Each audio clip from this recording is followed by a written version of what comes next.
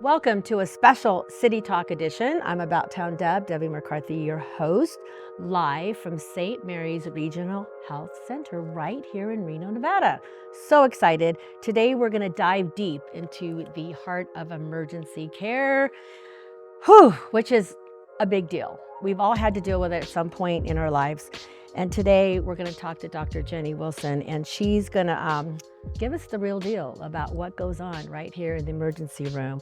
So let's jump in. Welcome, welcome. Before we start, how long have you been a doctor? I graduated from medical school in 1995. I didn't even think about that.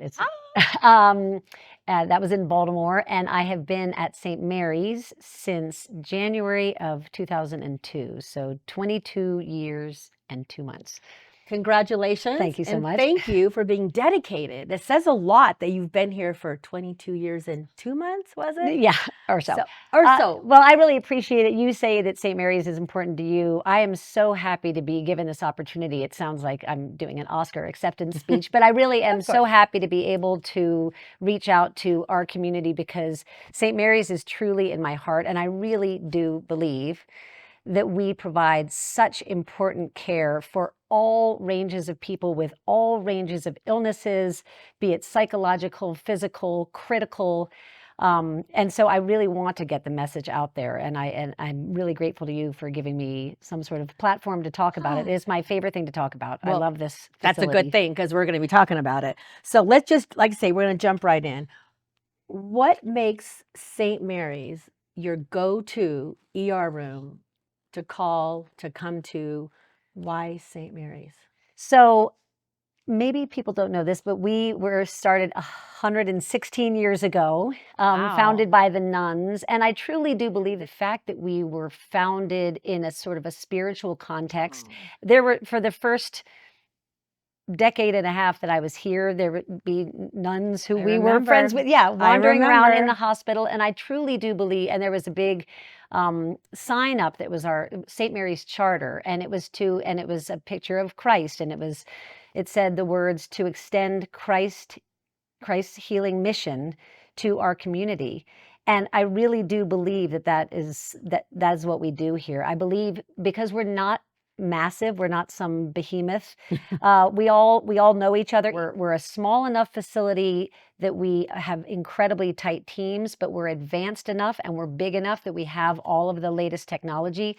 And that combination of true spiritual compassion and all the equipment and facilities and trained specialists and emergency doctors and ancillary care and nurses, I think you can't get it anywhere else. I think other places are either too big, they've maybe lost their original charters, but we are still providing, I think, truly compassionate and safe care. Well, you talked about you have a variety of physicians. So if you need a certain specialist, you guys are trained to handle. If somebody comes in, whether it's a concussion, whether it's a heart attack, whatever it is, you're ready. Your team has been trained to welcome us and make sure we get that care. Absolutely. Well, so to make the distinction, so in the emergency room, there are, it's staffed by board certified, residency trained emergency room doctors. And even if you don't know what those terms mean, it means that they're good doctors. And many of us, my partner has also been here 22 years. She's been here 1 week less than I have. But we have so many of my partners have been here for decades. Emergency room doctors can take care of absolutely anything that comes in, from the mildest thing to the most severe thing. Then, if we need it in the emergency room, there are specialists who we can reach out to. So, for example, yesterday I took care of a patient who had a head injury. It was kind of a fluke head injury. We didn't expect to find anything, but it turns out that this person had some blood in their brain. And so I was able to call up the neurosurgeon who's on call and discussed handling the case with him. So the neurosurgeon is consulting on that case. So we as ER doctors can reach out to specialists. They either come in and see the patient there if we need them to.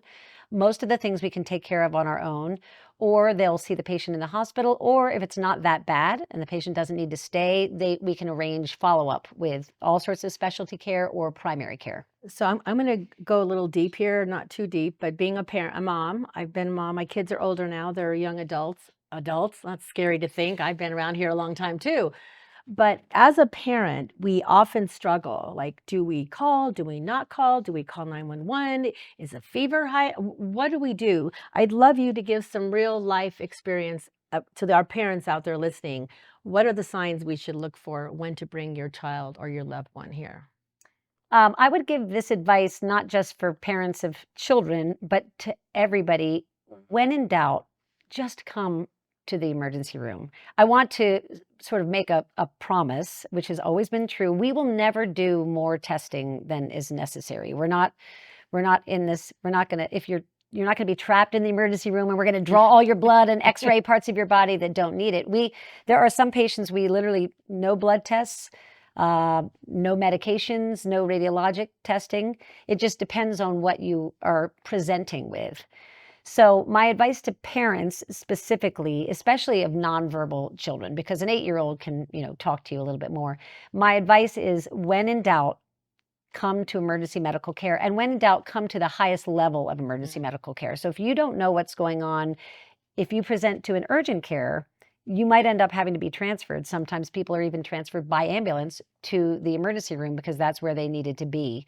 I always tell parents when I discharge them after I've taken care of their kid, I say, if this kid is getting worse, let's say they're throwing up or something, if the kid's getting worse or maybe not getting better, if you guys are even having a battle, even having a discussion about whether or not to bring them back to emergency care, bring them back to emergency care. I'm going to throw this in just because as people who do watch my show know that I was a caregiver for my dad, Papa Tony, for 10 years. Aw. And it all started with a heart attack. And I happened to be there that one day to bring him to Reno, to drive him here. And that night, in the middle of the night, he's like, help, call 911. And I was in, I wasn't even in Reno. I was in Hemet, California. And I just I panicked, but I called 911 and they were able to get there, but I called right away and I followed them there. And the hospital we were at was great, but they didn't have a lot of the services. So we ended up going to another hospital, transferred, it worked out fine. And I became his caregiver. But I want people to realize, whether you're caregiving for your parent, your grandparent, you're a child care, you have a child care at your home. Do we need to be prepared for, have any paperwork with us? Do we need to know their wishes? Do we need to can I just bring somebody in and say, hey, this is Deb and my neighbor their child just got hit in the head? You don't need anything at all. You barely even need to just bring them in. People come in their, pajama pants and flip-flops. You don't need anything at all. Any kind of paperwork. There's something called a post, which is a bright pink piece of paper that says people's wishes. We don't need that. Okay. Get to emergency care. We will deal with everything else afterwards. The most important thing, I've always said this to my kids, I'll say it to everybody in the world, the most important thing to do in an emergency is stay calm.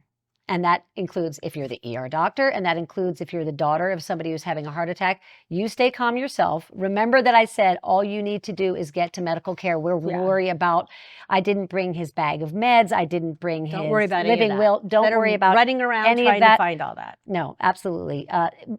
Get to medical care. I'm also the medical director of REMSA Health, in the ambulance service. So get to medical care via 911 if that's the important way to go, or come in on your own if it's safe to do that. Come to the emergency department. Leave it up to us, the professionals, to make the determination how bad an emergency it is. And if we decide you don't need an extensive evaluation, then we won't give you an extensive evaluation. If we really want to know those medications, we'll figure out a way to get someone to go to the house and get them. Awesome. Whew, lots of good information. We're going to take a quick break, and we come back. We're going to continue the conversation and have some more fun. It's About Town Deb. Dr. Jenny will be right back. In a world where most of us don't often think about what it means to be in an emergency, there's one thing that's certain. At St. Mary's, we're grateful for our fellow emergency medical service responders who do. And although we're not firefighters, EMTs, paramedics, or police officers, the care we provide begins with them. And at St. Mary's, we appreciate you, helping us to offer the lowest ER wait times in the area. We thank you for partnering and providing compassionate care day and night. From St. Mary's, we thank you for all that you do. Welcome back. It's About Town Deb, Debbie McCarthy. Love being live. St. Mary's, right here in Reno, in the heart of Reno. And it's so amazing. Dr. Jenny, I'm so honored that you're here. But number one, you're being real with us. I love that you're being your authentic self, because people sometimes get intimidated with doctors. But even I, was a little nervous, like having the amazing Dr. Jenny here, but I'm feeling a little bit calmer now. So I'm going to get a quote in so we can get right back to the ER business. So here we go. In the heartbeat of our city, St. Mary's ER stands ready where compassion, which you mentioned, meets excellence in the emergency care. Whew, let's get back to this. So we were discussing critical moments, which is a big deal. Like with my dad, with chest pains, and you guys specialize in cardiac care. So can you share how St. Mary's ER is equipped to handle life-threatening situations, especially with your cardiac catheterization lab? I know that sounds a lot. Can you explain it to us so we're not like, what is that? Absolutely. So your question is how St. Mary's ER is equipped, but really the question should be how St. Mary's as a facility itself is equipped, because it requires teamwork both in the emergency room and upstairs in the cardiac catheterization lab. So at its most basic, and I don't mean to insult any viewers who might already obviously know this, but a heart attack is a blockage of the blood flow to the heart. So there's blood vessels that lie on top of our heart and go around our heart, and they provide blood flow to the muscle so it can keep beating. If there's a blockage, it can be either decreased oxygen or no oxygen to a certain segment of heart muscle. And if that dies, that's called a myocardial infarction. Kind of a funny name, don't you think? Myo means muscle, cardio is heart, so heart, muscle, and then infarction is death. So myocardial infarction is what heart attack is in medical terms. So we want to prevent any disease or death, certainly of any heart muscle. We have something called a code cardiac, and the ambulance service, all the fire services, everybody knows it. Obviously, the entire hospital knows it. Code cardiac means someone is coming in who is having one of those types of heart attacks where opening up this blood vessel is going to change or save their lives. And as soon as a code cardiac is called, all systems are go. It can be 3 o'clock in the morning, and the people who work in the catheterization lab, the cardiologist, everybody is ready to go and mobilized. And we have time, we have deadlines, we have benchmarks that we have to make, and we always make them. We are ranked number 3 in cardiovascular care because we have consistently met these benchmarks. And we don't do it to meet benchmarks, we do it to save lives. So somebody will be brought in. Sometimes they come in on their own. By the way, I had somebody the other day, it was a woman complaining of a sore throat, and she was sitting in the ear, nose, and throat chair for us to just look at and see if she had, strep throat or something. Turns out, when she was telling her story, it sounded kind of spooky, and we got an EKG, and it showed that she was having one of those types of heart attacks that requires catheterization. So should I explain what that is? Yes, you should. But also, I love that one of the other questions I was going to ask you, but let's just get it done now. Women seem to have different signs of heart attack. So talk about that, but then let's go and what should we look for because I've had that happen where it was panic and anxiety. But you know what? If you have chest pain from panic and anxiety, which I see, several times a day, I am so glad you came to the ER, because what if you were one of the ones whose chest pain wasn't more? And by the way, I think I can make you feel better if you have anxiety and a panic attack as well. I'd like that to be one of my skills as well. But that's a big deal, because nowadays life is so hectic, and we're all trying to do too much or everything, multitasking. Yes. When I got in here with Melissa, I was trying to multitask, and everything I felt like a hurricane blew through me. But that's real life. So I want we understand you. We know that we get you, whether you're man, woman, teen, child. We know you have those times where you're just like, oh my gosh, what's happening to me? I don't know, and I'm scared. And it's funny.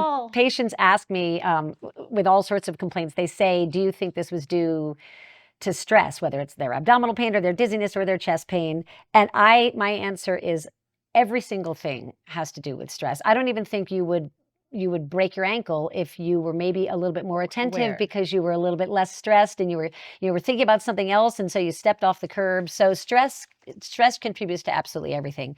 You asked about the different symptoms that women have. Certainly not all women have these symptoms, but in general, women tend to have more non-specific symptoms when they are having heart problems like we've discussed, like some sort of blockage, either decreasing or completely cutting off the blood flow to their heart. They might have crushing chest pain. That one's obvious, but they might just be a little sweaty. They might be tired. They might have jaw pain. They might feel very short of breath. And it's not a layperson's job to know what it is that's causing that. If you find yourself being like, well, maybe it's, and all of us do it to some extent, but if you're trying to say, well, maybe it's because I was stressed because I just got in a fight with my husband, something like that. If you find yourself diagnosing yourself, please stop and come to the emergency room, because if you are having a serious cardiac event, the longer you wait, we have an expression, everybody has this expression, time is muscle. So the longer you wait, the more muscle fibers of your heart die, and some of them never come back to life, and you will live the rest of your life with decreased energy, maybe depression. I would implore people, if they have anything that's weird to them, just come to medical care. And again, we won't ever do more than we need to, but wow, if we find out when you come in, we have to do EKGs within 5 minutes of arrival for every single patient. Sometimes, obviously, EKGs have been done by the ambulance, Right. by the paramedics. And so all during the day, EMTs will come up to me and show me an EKG. As soon as we see one of these heart attacks, and it's within 5 minutes of arrival for every single patient, walk-ins or ambulance patients, if it is what we call a STEMI, the MI stands for that myocardial infarction thing.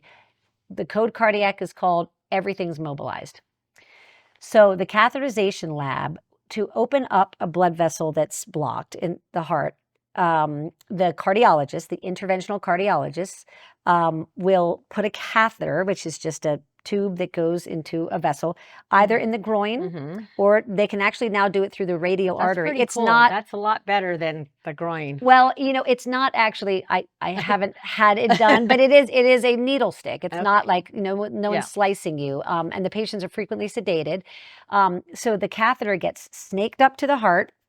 It injects dye, and the dye follows the blood flow of the blood around the vessels around the heart. And so let's just say it's supposed to flow down here, but the contrast stops going. You can tell that means there's a blockage right there. And then, have you heard of a stent, a cardiac stent? Or the balloon. There's two different things. So then there's but you could even take care others. of it right then. The point is, we can take care of it. Our interventional cardiologists and the cath lab team can take care of it right that moment. And they open up, they remove the blockage. I mean, this is very simple to understand. They remove the blockage, they restore the blood flow, they save your heart, they save sometimes your life. So you don't want, if you're having, or maybe even thinking you're having a heart attack, or a loved one is having a heart attack, you don't want to have to travel to have a catheterization lab. No. You want to be able to come into the ER. We write the time on the patient's foot, because everything in a marker. Oh, whoa. Yeah, it sounds like a weird, like No, it's caveman not. kind of thing. It's a good thing. We are keeping data. I like that. All of these data points are incredibly important, because this is how we are judged. This is how we are rated by these national standards. Because if we can get somebody from door to balloon or door to stent in a certain amount of time, that means that we provide the best cardiovascular care. So you want to be in a hospital that has a cath lab. Woo! So we're going to take our final break. This is so amazing. It's so I'm fun. so excited. I hope you guys are enjoying as much as I am, because I'm learning so much. We're going to take a break. When we come back, we're going to have a few more serious questions, but then we're going to have some fun with Dr. Jenny. So hang tight. It's About Town Deb with City Talk. Be right back. In a world where most of us don't often think about what it means to be in an emergency, there's one thing that's certain. At St. Mary's, we're grateful for our fellow emergency medical service responders who do. And although we're not firefighters, EMTs, paramedics, or police officers, the care we provide begins with them. And at St. Mary's, we appreciate you, helping us to offer the lowest ER wait times in the area. We thank you for partnering and providing compassionate care day and night. From St. Mary's, we thank you for all that you do. Welcome back. It's About Town Deb, Debbie McCarthy with City Talk. As you know, we are here at St. Mary's in the heart of Reno, Nevada. Dr. Jenny Wilson, wow, I'm so excited just to be here and just to get to know you as a person and get to know that your doctors they're just like us guys, except they have way more education and they've done a lot to learn how to take care of you. So that's why I'm really glad that we can share this. Let's do my quote, because you know that's what I do. Hope begins with care. And at St. Mary's, care starts with the moment you walk through the doors. How about that? We were talking about how important that is to you guys to get that help right away. But you have another program that I wanted to chat about a little bit. It's your Get Care Now program. I have no idea what that means, so it must be fairly new. So I'd like you to, and I'm assuming you have this because of your dedication to quality, compassion, and all that. You want to make sure we get taken care of. So tell us about how you are leading the way with the Get Care Now program. So the Get Care Now program enables people to make appointments in the emergency department, which sounds a little bit weird because if you knew you were going to have an emergency, then it wouldn't be an emergency. But people have abdominal pain and it kind of comes on and it's not really that bad at first. And then at some point they decide that they want to go to medical care. Obviously for the real emergencies, you have to take care of it at that moment, maybe dial 911, just get yourself to the hospital. But for the conditions where you're not exactly sure and you think maybe you're going to see if you should I go or not? Take some Tylenol and feel better. Yeah, should I go or not? The Get Care Now program allows you to make an appointment to be seen in the ER. I like that. If you think about it, I know there's many times, and I'm sure out there have done this, where you think, again, is this headache more than a headache? I'm kind of dizzy. I don't know. But if I go on there, Get Care Now, I can at least make an appointment. So it's ready. So when I come in, I'll get probably seen a little quicker. Right. Well, for my public service announcement, yes, if you have a headache and you're dizzy, I want you to get to the hospital and don't spend the time making the appointment. Say that one again right to the camera so they know. If you have a headache and you're dizzy and you're older than, older than 2, then you should just come to the emergency department. Get Care Now is for the slightly lesser acuity things. When in doubt, dial 911. When a little bit less in doubt, get somebody to take you to the emergency room. But the Get Care Now is available. You can make an appointment. Now, granted, there are a bunch of caveats on the site itself, of course, that say, if there is more acute emergency, you might not be seen exactly at 3:20. Right. But what it does, it serves a twofold, if not more, purpose. It lets the patient know around the time that they could come in and it might not be as busy. And sometimes that means the appointments are earlier in the morning. Which is fine. Or it might be at 7 o'clock instead of at 5 o'clock because the Get Care Now program accesses our tracking board, which includes our waiting room and the patients who are being seen in the ER at the time. It also importantly notifies us. So it'll say your name, a person's name, and it'll say GCN, which means they made a Get Care Now appointment. And it'll say the time. So they're on the tracking board. So they're in our consciousness, but they're not in the emergency room. And you can tell, the difference between the people who are there and the people who are coming. So it just helps everybody with just a little bit of planning, a little bit of transparency. And you can even click on the patient's name. I can look up your old medical record before you have shown up. That's a big deal. Yeah. That's so important to have that at your fingertips when we do come in. Right. But I have to look at the camera and give a public service announcement of if there's a true emergency going on, please don't take the time to go online and make an appointment. Please just get yourself to medical care. But the Get Care Now program is available if you do have something of a little bit lesser acuity, but you still wanted to get checked out in the ER. Okay. So reflecting on, you've had many years apparently in the ER and serving all of us and making sure we are okay.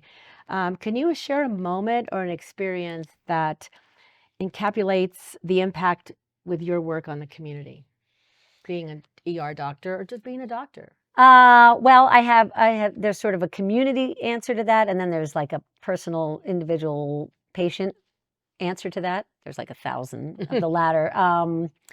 With regards to the community, St. Mary's has been here for so long. Even the new people who come in, they understand the tradition really does. I know this sounds corny. It lives in these hallways. We really do deliver compassionate, Christ-led, almost like spiritual care. And I've heard that so many times that it can't be a fluke. It can't be like, oh, I just happened to hear a couple patients say that. It happens all the time. So we really do truly provide the most compassionate care. And we have such great relationships with other community partners. For example, REMSA Health. I'm the medical director of REMSA Health, and we do every year for EMS Week, we do a program where we highlight all of the people who have had cardiac arrest, like they've kind of been dead. And they've been brought back to life. Wow. I mean, cardiac arrest means their heart stopped for a moment. They obviously were not dead. Because what we're celebrating is that these people walked out of the hospital neurologically intact, meaning like you and me. And there's bunches of them, like every year, and it's a really moving. So we do this ceremony. It's called Code Save. I love it. It's put on by our PR department, and REMS is invited, and all of the fire departments, anyone who provides pre-hospital medical care. And it's really, really moving. And we have sometimes had the patients come in. A person who had a cardiac arrest, and because of quick responses of either REMSA Health or St. Mary's or both, have lived to see many other days. It's really moving. I love it. So that's my community answer. If you want a personal answer, I have 1,000 of those as well. We're going to, I have a question. As you know, sometimes I just ask the question nobody else wants to ask. Do it. So we're going to do it. So some people, could be you out there, could have been me, you're embarrassed to come into the ER. For conditions you're thinking, maybe it's trivial, too personal, such as anxiety, which we talked about, symptoms related to sexual health, or even something as severe as constipation, because you're not sure, is it a tummy thing? What's happening? So how does St. Mary's, how does your team approach these kinds of sensitive issues? And what would you say to someone hesitating to seek help for something they might be embarrassed? As I've said, with regards to the pediatric care and the cardiac care, heart health, I would say the same thing with awkward medical conditions. Please pay attention to it, and please bring it. Like there is literally nothing that you haven't seen that we haven't seen. I mean, I wish we had hours. I could tell you some of these crazy stories, but I and my partners and the nurses and the entire staff of the ER, it really is, it's a way of being that we have adopted. It is my goal to relax people and to make them feel comfortable. I feel like I have succeeded if I encourage somebody to talk about what it is that's going on. And I promise you, there's nothing that I haven't seen. There's nothing that my partners haven't seen. Bring it to us. Our favorite things to do. I think we all went into emergency medicine. I know that I did, because I want to see it. It's like a constant whack-a-mole game. I see a problem, I want to solve it. I see a problem, I want to solve it. Well, my favorite thing is like a dislocated shoulder. I just run in because you can fix them, and they get so happy. Well, so please, embarrassment, in all seriousness, embarrassment is dangerous. And denial is dangerous. So they say ignore your teeth and they'll go away. Ignore your chest pain, ignore your and it might not be constipation. You might have a bowel obstruction. Something might have popped in there. So I promise it's better to come into the emergency room and have us find out what it is, rather than bury your head in the sand or say, oh, I don't want to talk to anybody about it, because chances are that condition is going to get worse. And then you're going to end up having to come to medical care. And then you're still going to have that embarrassment and you're going to be worse off. So just please come early. And if you don't need a bunch of stuff being done, we won't do it. Okay, let's have some fun. Okay. Two fun questions. Okay. And then I don't want to say goodbye, but these are maybe you guys have a superpower. Superpower wish. If you could have one superpower to help you in your job right here, what would it be and why? Well, I would like to think after this long, I kind of have a little bit of a superpower. Ooh, what is it? But I'm honing it every day. Okay. And I think this this goes not just for emergency department work, but all medical work, and maybe even like everything in life, to be able to truly see what it is that people need. And if you need, do you know what? I have this trick that I do when patients come in. We talked a lot about anxiety. Do it right now. Do it with me. Okay, so I'm patients come in without. They say, I have chest pain. I'm done short of that. breath.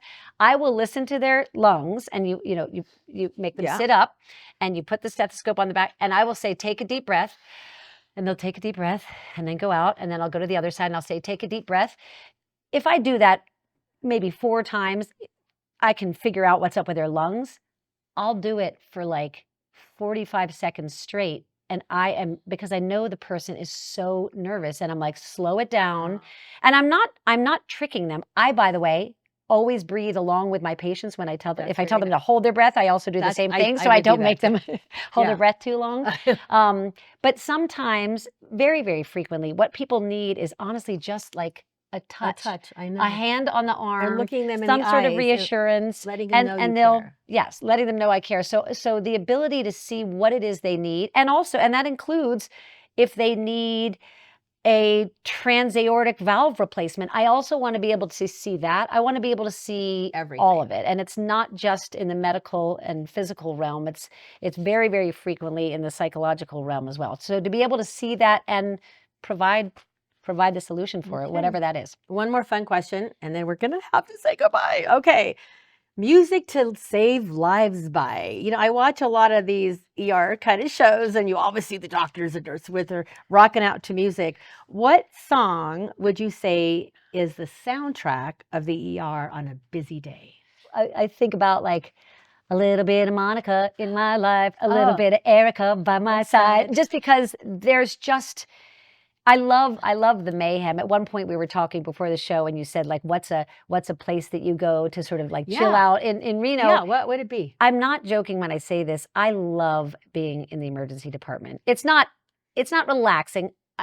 I know that sounds ridiculous. It's not relaxing, but first of all, I know what I'm doing there, and I know that I'm making a difference there, and I'm not really nervous. There's a lot of stuff going on, and you have to be on your toes, but almost I embrace the mayhem, the Monica and the Erica and the So you Rita. can sing as well? No, I can't sing. So do you do karaoke? You should if you don't, because that was pretty cool. And then the other, well, anyway, when you're asking that question, I just think of something fast, something with really fast lyrics. So I hope you know this one.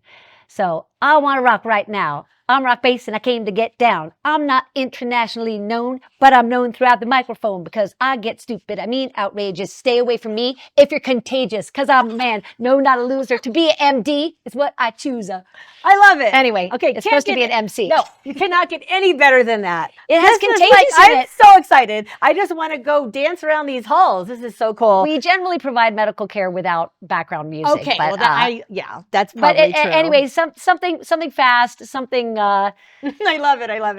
Kind of mayhemy, but still getting things done. And truly, I think the fact that we have the old, we have the tradition, we have the spirituality, we truly care here, combined with all of the latest technologies in our operating room, in our cardiac catheterization lab, in our ER, in our critical care settings, and all these huge awards for patient safety. I don't know what else you could ask for besides compassion combined with efficacy, combined with safety.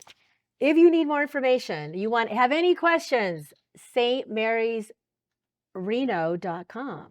stmarysreno.com. Wow. Dr. Jenny so fun Wilson, talking to you. You are a kick, and I cannot wait to visit with you again, or just go bebopping and just maybe. I'm not a good karaoke, but with you by my side, I'd be good. So I'm going to end with some closing thoughts, and I want to make sure I'm going to read it because I really thought about this. So in closing, as we close today, enlightening conversation with Dr. Jenny Wilson, I hope we leave you with a clear understanding of when and why to seek emergency care. Remember, the ER is more than a service. It's a lifeline in critical moments. Whether you're a parent, unsure of a child's symptoms, a caregiver, which I mentioned, navigating health crises, or someone facing what could be a life-threatening condition, knowing when to act can save a life.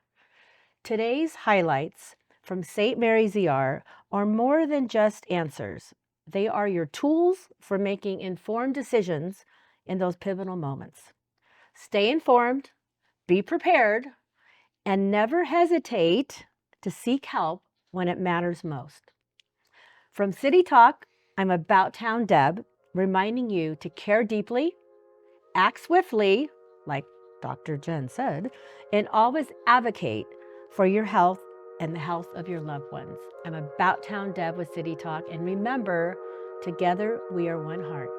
Thank you.